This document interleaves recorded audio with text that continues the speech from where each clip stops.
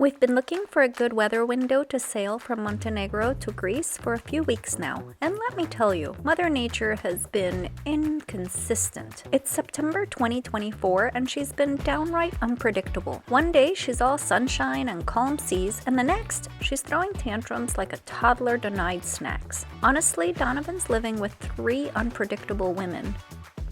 Me, our dog Zoe, and Mother Nature. Though to be fair, at least two of us apologize when we're wrong.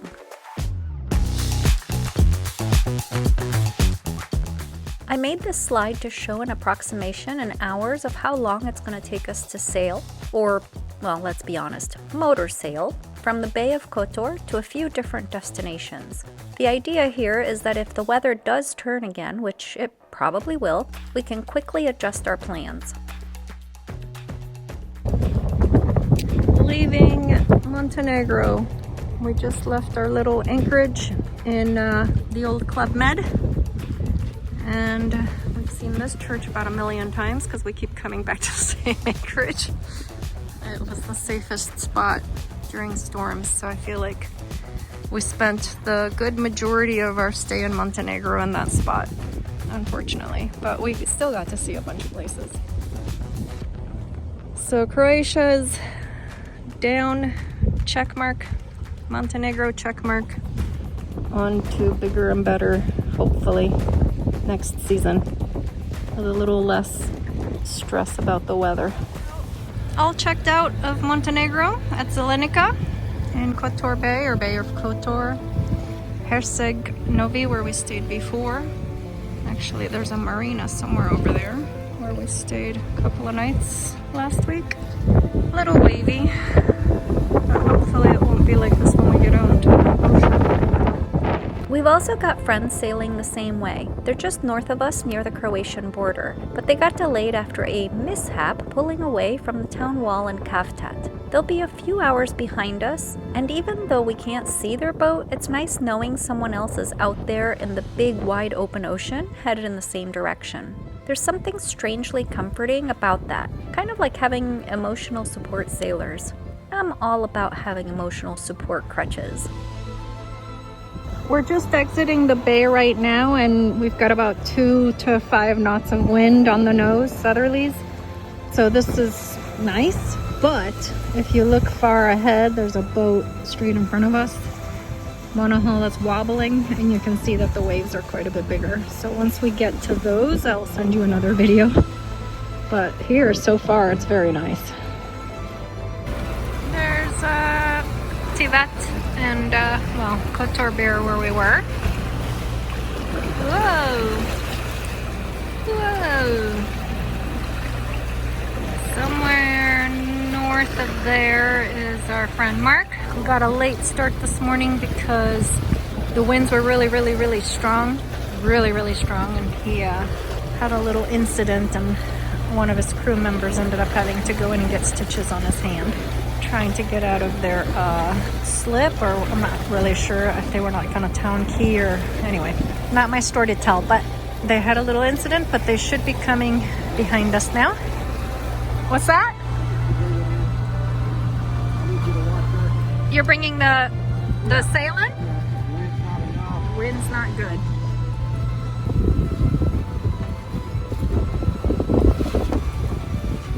Video just doesn't do it justice to the size of these waves.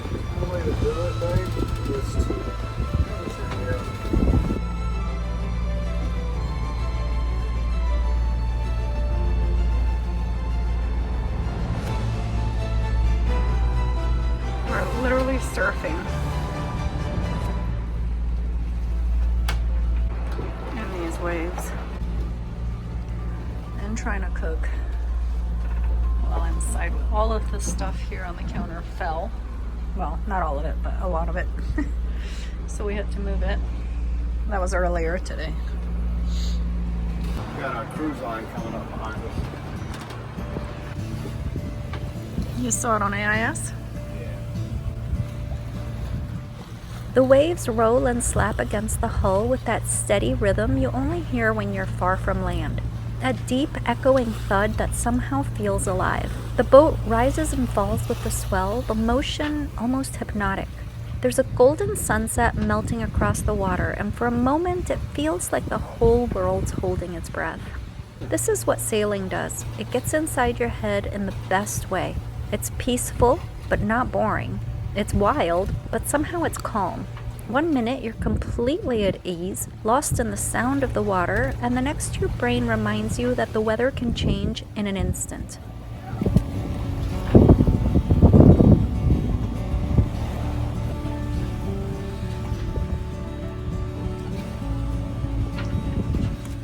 You think about life, about choices, about what might be swimming beneath you right now.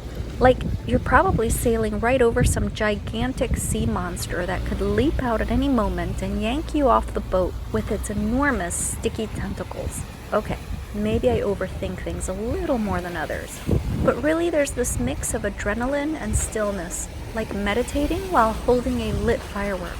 You think about everything and nothing at the same time. You wonder how something so vast can feel both comforting and terrifying all at once. There's fear there, for sure, but it's wrapped in awe.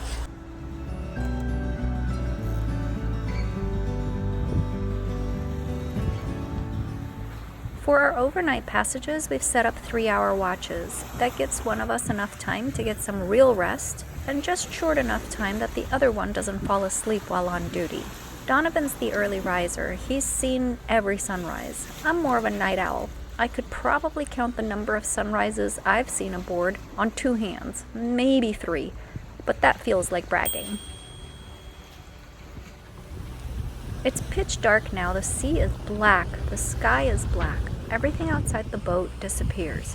The only light comes from the glow of the chart plotter, and that tiny screen becomes your whole world. That's how we know what's around us. AIS shows us nearby ships, their direction, their speed, and keeps us from turning the boat into a floating bumper car. But not every boat has AIS. Some smaller fishing boats don't transmit a signal at all, which is why someone always has to be on watch, scanning the horizon, keeping us safe. Because out here, one quiet fishing boat without lights can ruin your whole night. Good Lord, with all the traffic.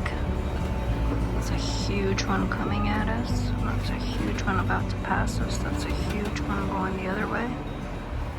Cargo ships are the main traffic in this stretch. Massive freighters heading to and from the ports of Bar in Montenegro, Bari in Italy, and Durrës in Albania. They move fast, they're huge, and they definitely don't see us. It's like crossing a highway blindfolded and just hoping everyone else knows what they're doing. When I look up from the chart plotter, it's just darkness. The kind of darkness that eats the edges of your vision. You can't tell where the sea ends and the sky begins. It's all one endless void. That's when you really understand why we rely so much on these little green triangles on the screen.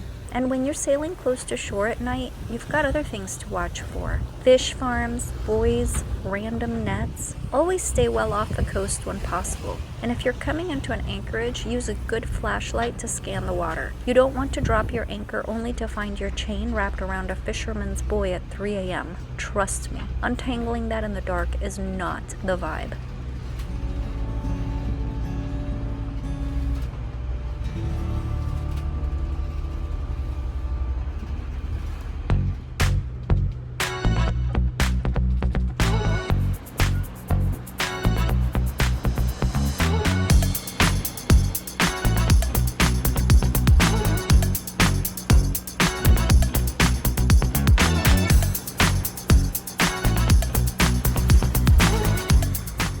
There's a monohull ahead of us surfing down these massive waves, up, down, sideways, looking like it's in a spin cycle of a washing machine.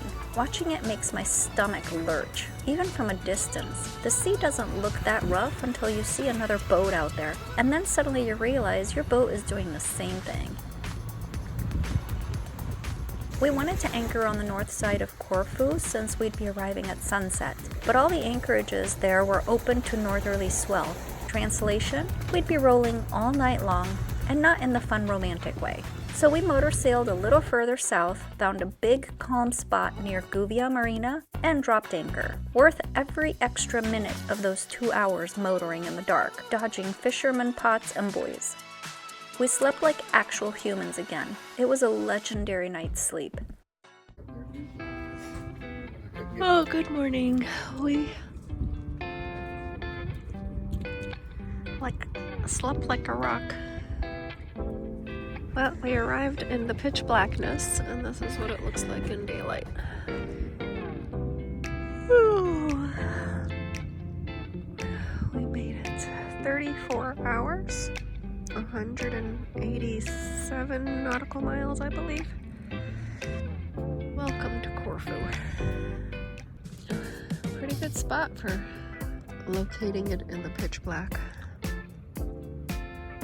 Okay, so good night's sleep, and now we need to figure out what we're doing because there is a storm coming tomorrow and the day after, and we need to hunker down somewhere. Never ends.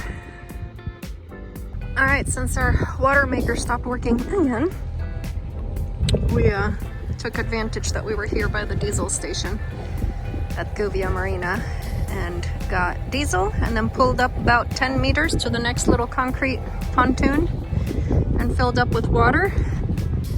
It wasn't terrible. It's €2 for 100 liters. So I thought it was going to be a lot more expensive. It ended up being €6 for us because we already had water in there. And now we have the peace of mind of a full tank of water and a full tank of diesel. So we can find shelter for this upcoming storm. The winds are all southerlies today, so we're going to be going against the wind, but not super high winds. I think 10-12 knots. Tomorrow it's going to rain all day. The winds will be high, but not scary high. Hopefully, knock on wood, Claudine. The main problem is Friday. Friday the winds are going to be 30+ knots, kind of everywhere. And anyway, so we can't wait until Friday to find a shelter for those 30-knot winds because it's going to be raining all day tomorrow and nasty. So we need to find a place today or tomorrow and just sit tight till Saturday till the weather all passes. So we will see. We've already shown Corfu in episode 171, so if you haven't seen it, check that out.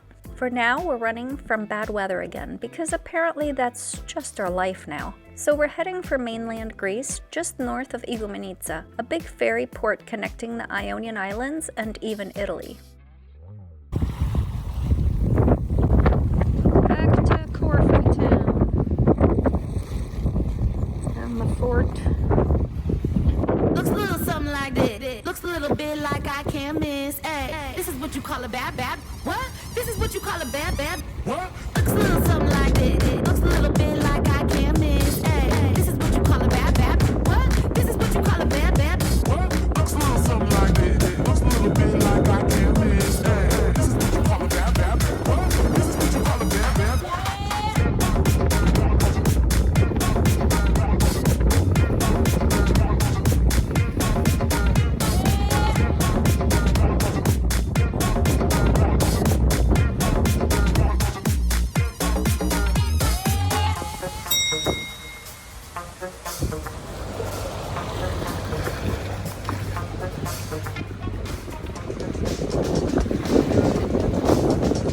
Arriving to what will hopefully be our home for the next 2 or 3 days to ride out the storm. It's very shallow in here, so we have to be very careful looking at the chart plotter as we make our way to our little spot. That's a fish farm. Definitely don't want to anchor in there. The next 2 days appear to be real nice anchorages. We just don't know how busy they're going to be, so we're praying and keeping fingers crossed. And I've got butterflies. Alright, fingers crossed. Right when we get around this corner, we will know whether we have a spot in one of these 2 little anchorages. Fingers crossed, fingers crossed, fingers crossed. In front of this tree we were at what? At 1.2? 1.6? Okay. We're at 1.8, 1.7 here. This anchorage is sneaky. It's deep, and then suddenly it's not. We dropped anchor in 14 meters and let out 75 meters of chain. That's about a 5-to-1 scope, perfect for the incoming storm. But that also means our swing circle is generous, basically like the size of a Walmart parking lot. So we took the dinghy out with our Gulf rangefinder and our depth gauge. Yeah, we're those people. And we mapped the shallows ourselves. But I was born to fight the wind and rain. This is mostly where the wind's going to be throwing us. Sometimes a man will keep himself in shape. 84.9 away Ask from a the boat. painful past. The chart plotter and the Navionics app were way off. We found spots as shallow as 1.6 meters, way too close for comfort when our draft is 1.3 meters. It's that kind of math that keeps you up at night. Alright, so here we're facing south. Just coming out of the cockpit. So I just got out of bed. There's 2 boats there. Oh, the other one left. We were 4 boats. So there's only 3 of us right now. So that's good. To give you a little reference with your chart plotter, we are like, it looks like we have a ton of space in front of us, but we really don't, because we have 75 meters out, because we don't have as much chain as you guys do. So we're like literally right at the 5-to-1, which I'm not so keen about. But over on that end, which would be the southeastern corner, there were a couple of deep parts, but if you keep going this way, there was one spot on the chart plotter that said 11 meters over there. The water's super calm there. Like, look, let me zoom in. Look at that. It's like super, super calm. Shit, maybe we should move there. I need to go and look and see what the wind is at, but I have a feeling it's probably about 14 or 15 maybe right now, because it does feel windier. But as you can see, that spot over there is still dead calm. We had a little bit of rain and then bright sunshine, and now it got dark again, but no rain. So far so good. That old hurricane comes. Calm before the storm.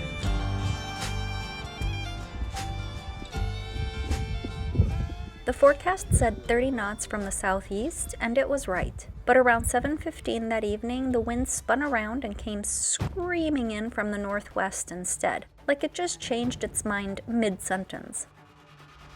Then came the lightning.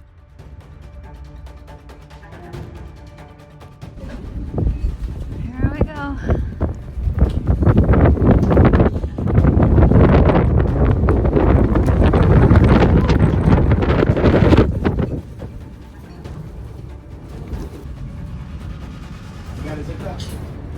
It's not the zipper, it's the At first it was distant and beautiful, and then it wasn't.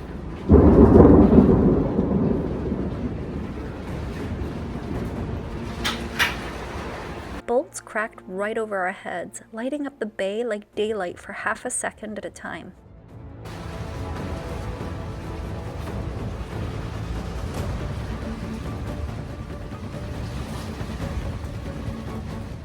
When you live full-time on a sailboat, lightning isn't just scary, it's life-changing. One strike could fry every bit of electronics on board. You lose your instruments, your autopilot, your lights, even your toilets. And fixing it isn't just expensive. It's a full-blown project. You'd have to haul the boat out of the water, rewire the mast, pull up floorboards, open up panels, trace every fried wire through the hull. It's weeks, sometimes months of work. Basically, lightning turns your floating home into a giant paperweight. There goes Robbie and Susan, leaving their anchorage after what was an amazing, incredibly loud and very bright night of lightning and thunder. See you guys in a few days. Whew, we made it through the storm, again. and I thought we'd finally have the day to rest and recover, but no, Captain Donovan wanted to get moving back towards Preveza to sort out formalities and fix our water maker. So off we went, another 10-ish hour sail, because apparently a rest day is for people who live on land. After our summer sailing the Adriatic, we finally made it back to our winter marina. Safe, tired, and very ready for safe harbor. But we're not checking in just yet. The season isn't quite over, and our marina contract doesn't officially start for another 3 weeks. So there's still a bit more Ionian exploring to do before we call it a wrap. Okay, we are in Preveza, port engine 1097.2, starboard engine 1096.3. We dropped in about 7, I have to look up on the chart, it was about 6 meters or so. We got 40 out at 10 on the bridle. I'll have to look on Zora and see what the exact depth was, but we are in Preveza.